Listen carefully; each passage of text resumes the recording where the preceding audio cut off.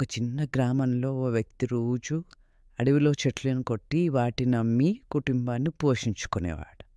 ఒకరోజు అడవిలో ఒక పెద్ద చెట్టు కొట్టేప్పుడు అది అతడి గొడ్డలి నదిలో పడిపోయింది. అతను ఏడుస్తూ నది దగ్గరికి వెళ్ళి గొడ్డలి లేకపోవడం గురించి బాధపడ్డాడు.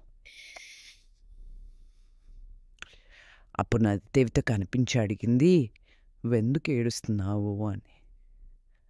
అప్పుడు ఆ కట్టెలు కొట్టుకునే వ్యక్తి, "నా గొడ్డలి నదిలో పడిపోయింది, ఇది తప్ప నాకు మరొకటి లేదు, నేను ఎలా కట్టెలు కొట్టుకోవాలి, ఎలా జీవించాలి" అని అన్నాడు.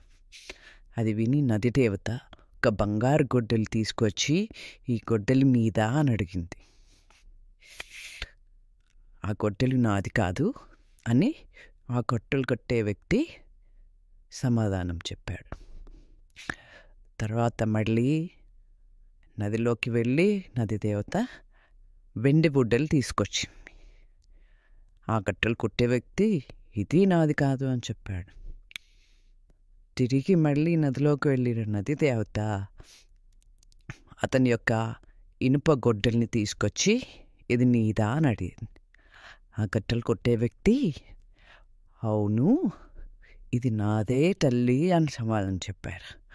ఆ దేవత అతని నిబద్ధతకు మెచ్చి నది దేవత అతనికి బంగారు, వెండి మరియు అతని సొంత గొడ్డలి ఇచ్చేసింది.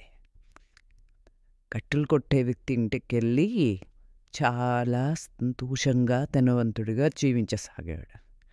కథలో నీతి వచ్చేసి, నిజాయితీ ఎప్పుడు ప్రశంసించబడుతుంది, అది మన జీవితంలో గొప్ప ఫలితాలు తీసుకొస్తుంది.